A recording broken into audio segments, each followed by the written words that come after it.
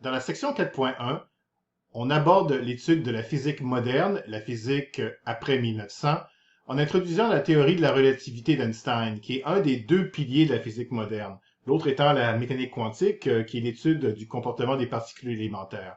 La relativité s'intéresse aux propriétés fondamentales de l'espace et du temps. L'histoire de la relativité débute en 1887 avec l'expérience de Michelson-Morley, qui avait construit un interféromètre, un appareil dans lequel on envoie un faisceau de lumière qui se sépare en deux et qui à la fin interfère avec lui-même. Alors une partie de la lumière est réfléchie sur un miroir semi-réfléchissant, se réfléchit ici et revient au télescope. Une autre partie de la lumière traverse ici, se réfléchit ici et revient au télescope. Donc les deux trajets sont différents. Et dépendamment de la longueur L1 versus L2, on peut avoir de l'interférence constructive ou destructive. Si on veut, la différence entre la longueur des parcours correspond à la différence de marche. Michelson et Morley espéraient que leur montage puisse mettre en évidence la vitesse de la Terre par rapport au milieu de propagation de la lumière.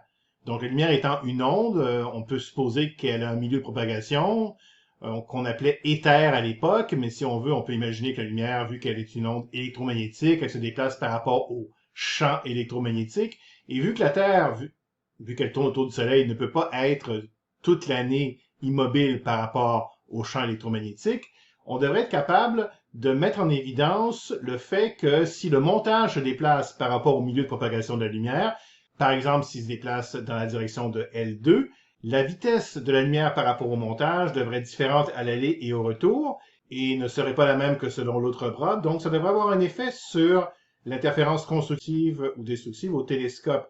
La Terre se déplace à 30 km par seconde autour du Soleil, comparativement à 300 000 km par seconde pour la vitesse de la lumière.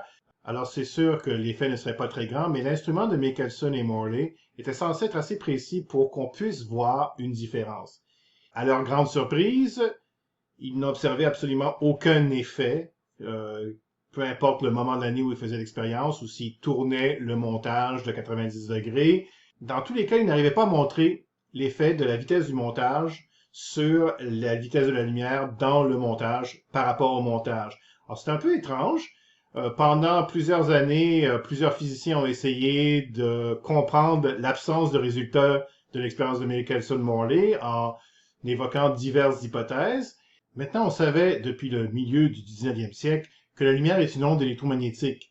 Et on avait réussi, en combinant les lois de l'électromagnétisme dans un système qu'on appelle les équations de Maxwell, à même prévoir théoriquement la vitesse à laquelle se déplace la lumière. On avait trouvé que ce serait 1 sur racine carrée de epsilon 0 mu 0, où epsilon 0 et mu 0 sont des constantes qui apparaissent dans les équations de la force électrique et de la force magnétique. Alors, le résultat donnait 3 par 10 à la 8 mètres par seconde, qui est effectivement la vitesse de la lumière dans le vide. Alors, Albert Einstein, en 1905, est parti de ce résultat comme point de départ pour une nouvelle théorie qui était donc basée sur le fait que les lois de Maxwell sont tellement élégantes et générales qu'elles devraient être valables pour n'importe quel observateur dans l'univers, pourvu qu'il se déplace à vitesse constante, mais peu importe la vitesse de l'observateur. Et donc, si la vitesse de la lumière est une prédiction des équations de Maxwell, ça voudrait dire que tous les observateurs dans l'univers, qui se déplacent à vitesse constante, lorsqu'ils mesurent la vitesse de la lumière par rapport à eux, ils devraient tous obtenir toujours la même valeur, 3 par 10 à la 8 mètres par seconde. Ce qui expliquerait évidemment le résultat de Michelson-Morley, mais ce qui aurait des conséquences franchement étranges. Avant d'aller plus loin, lorsqu'on dit que, d'après Einstein, tous les observateurs mesurent la vitesse de la lumière par rapport à eux comme étant 3 par 10 à la 8 mètres par seconde, ça se limite aux observateurs inertiels. Alors, un observateur inertiel ou un référentiel inertiel, c'est un système de mesure, un système de référence privilégié dans lequel les lois de la physique usuelle, par exemple les lois de la mécanique de Newton, s'appliquent. En particulier, le principe d'inertie qui dit que lorsqu'on a un objet au repos qui ne subit aucune force résultante, il va demeurer au repos. Alors, un référentiel inertiel, un exemple de référentiel inertiel, c'est un laboratoire dans la vie de tous les jours. Si un objet est posé sur une table, sans frottement, s'il n'y a aucune force résultante qui agit sur lui, il va rester au repos. Si le laboratoire était accéléré, par exemple, si on faisait l'expérience dans un wagon de métro qui accélère, l'objet se déplacerait spontanément d'un côté ou de l'autre et on ne serait pas dans un référentiel inertiel. Alors, évidemment, la définition fondamentale d'un référentiel inertiel, ce serait un référentiel qui se déplace en ligne droite à vitesse constante par rapport à la moyenne de la matière dans l'univers. Ou on pourrait prendre par exemple un vaisseau spatial qui a éteint ses réacteurs et qui se laisse aller tout simplement dans l'espace, loin de n'importe quel effet gravitationnel, et donc qui continue sur sa lancée et qui est parfaitement inertiel. Maintenant, à la surface de la Terre, on a quand même un référentiel inertiel relativement bon. Il faut dire que la Terre tourne sur elle-même et tourne autour du Soleil, donc ça crée une légère accélération, mais on peut imaginer la Terre comme étant un bel exemple de référentiel inertiel. Et ce qui est intéressant de remarquer, c'est que si on a trouvé un référentiel inertiel, alors on sait que n'importe quel référentiel qui se déplace à vitesse constante par rapport à ce référentiel est aussi un référentiel inertiel.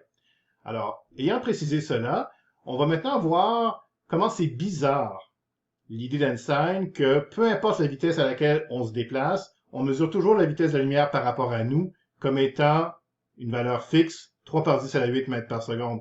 Ici, considérez la situation où on a un photon de lumière, mettons qui a été émis par le Soleil, qui se déplace vers la droite, et un vaisseau spatial ultra rapide, un vaisseau du futur ou une soucoupe volante, qui se déplace à 2,4 par 10 à la 8 mètres par seconde, c'est-à-dire à 80% de la vitesse de lumière, à 0,8 c. Alors, si on pose la question, quelle est la vitesse du photon de lumière par rapport à l'astronef? Si on se place dans le référentiel de la Terre, dans lequel ces mesures ont été prises, c'est clair que, vu que la lumière se déplace à 3 par 10 à la 8 mètres par seconde vers la droite, et l'astronef à 2,4 par 10 à la 8 mètres par seconde vers la gauche, la vitesse relative d'un par rapport à l'autre, ça s'additionne et on obtient 5,4 par 10 à la 8 mètres par seconde, ou si on veut, 1,8 c. Bon, ça c'est vu de la Terre. C'est pas un problème parce que c'est la vitesse de la lumière par rapport à quelque chose d'autre. Mais Einstein nous dit que lorsqu'on mesure la vitesse de la lumière par rapport à nous, on obtient toujours 3 par 10 à la 8 mètres par seconde. Mais imaginez les passagers de l'astronef. Vu qu'il va à vitesse constante, l'astronef est un référentiel inertiel. Donc ces passagers-là, si on veut, ont le droit de se considérer au repos et de se dire, ben, vu qu'on est un référentiel inertiel, la lumière se déplace à nous, d'après Einstein, à 3 par 10 à la 8 mètres par seconde. Mais comment ces deux résultats-là peuvent être vrais en même temps? Comment la vitesse d'un objet par rapport à un autre peut dépendre de qui prend la mesure? En fait, il faut que ce soit vrai pour que la théorie d'Einstein soit logiquement cohérente, mais justement, Einstein nous dit que c'est possible parce que différents observateurs dans différents référentiels n'ont pas les mêmes perceptions de l'espace et du temps. En particulier, il y a 3 effets. Le premier, c'est que le rythme de l'écoulement du temps n'est pas le même dans les deux référentiels. On appelle ça la dilatation du temps et on va en parler à la section 4.2. L'autre effet, c'est que les longueurs parallèles au mouvement ne sont pas les mêmes pour les deux référentiels. On appelle ça la contraction des longueurs. On va en parler à la section 4.3. Et le dernier effet, c'est que des horloges qui sont synchronisées du point de vue d'un référentiel ne le sont pas du point de vue de l'autre. On appelle ça la relativité de la simultanéité. On va en parler à la section 4.4. En passant, ces phénomènes-là, on ne les observe pas dans la vie de tous les jours parce qu'ils deviennent importants seulement lorsqu'on se déplace à des vitesses qui s'approchent de la vitesse de la lumière. On en reparlera dans la section 4.2.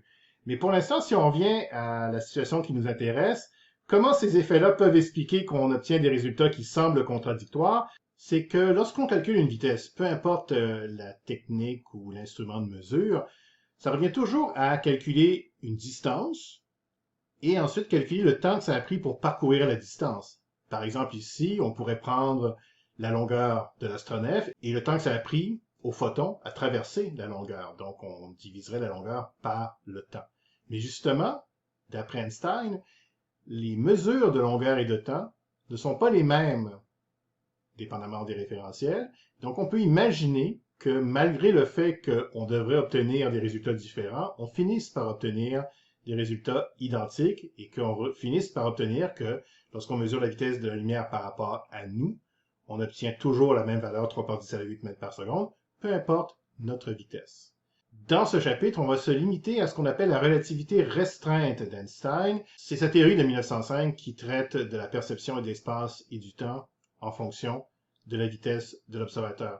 En 1916, Einstein a étendu sa théorie pour englober les phénomènes gravitationnels. Malheureusement, cette théorie qu'on appelle la relativité générale dépasse le niveau du cours. Donc, si on se limite à la relativité restreinte, on dit habituellement que la théorie est basée sur 2 postulats. Le premier étant que les lois de la physique sont les mêmes dans tous les référentiels inertiels, et le second que la vitesse de la lumière dans le vide est la même dans tous les référentiels inertiels. Mais évidemment, vu que la vitesse de la lumière découle des équations de Maxwell qui sont les lois de la physique, on peut considérer d'une certaine manière que les deux postulats sont équivalents. C'est intéressant de remarquer que malgré le fait que la théorie d'Einstein s'appelle la théorie de la relativité, que ce soit une théorie générale de la physique, ça ne veut pas dire que tout est relatif. En fait, avant Einstein, l'espace et le temps étaient absolus, donc les longueurs et l'écoulement du temps étaient les mêmes pour tous les observateurs, mais par exemple, la vitesse de la lumière aurait été différente dans ce cas-là lorsqu'on mesure la vitesse de la lumière par rapport à nous. Si on veut, avec la théorie d'Einstein, on prend un autre absolu, qui est la vitesse de la lumière, et l'espace et le temps qui étaient absolus deviennent relatifs. Donc, si on veut, on a échangé un absolu pour un autre. Il y a tout le temps quelque chose qui est relatif et quelque chose qui est absolu. Pour terminer la section, on définit certains concepts. D'abord, le concept d'événement. Vu qu'on va s'intéresser à la durée d'un phénomène ou à la longueur d'un objet, on va définir un événement comme étant quelque chose qui se produit à un point précis de l'espace et à un instant précis dans le temps. Alors, par exemple, la durée d'un phénomène, ce serait l'intervalle de temps entre l'événement qui décrit le début du phénomène et l'événement qui décrit la fin du phénomène, en supposant que le phénomène est ponctuel. De même, si on s'intéresse à la longueur d'un objet, ce serait la distance entre un événement qui se produirait à une extrémité de l'objet et l'événement qui se produit à l'autre extrémité de l'objet. Si on détermine la distance entre les deux en même temps, on a la longueur de l'objet. Pour que les effets relativistes soient importants, on va voir qu'il faut que les vitesses soient très grandes, qu'elles s'approchent de la vitesse de la lumière. Et là, on a un problème parce que lorsqu'on observe quelque chose, habituellement, on utilise la lumière, et la lumière prend un certain temps à parvenir jusqu'à l'observateur. Donc, par exemple, un objet qui se déplacerait assez vite pour que les effets relativistes soient importants et qui passe comme ça devant l'observateur, l'événement initial et l'événement final ne se produisent pas à la même distance, donc les retards de vision ne sont pas les mêmes, et ça va rendre ça compliqué si on essaye de mettre en évidence les effets relativistes. Alors la stratégie qu'on va utiliser, c'est lorsqu'on parle de référentiel, on peut supposer qu'il y a autant d'observateurs le long de l'axe, si on veut, du référentiel, qu'on a besoin dans le problème. Et tous ces observateurs-là sont dans le même référentiel, donc ils sont immobiles les uns par rapport aux autres, et ils ont des horloges qui indiquent toutes la même heure, donc qui sont synchronisées entre elles du point de vue du référentiel.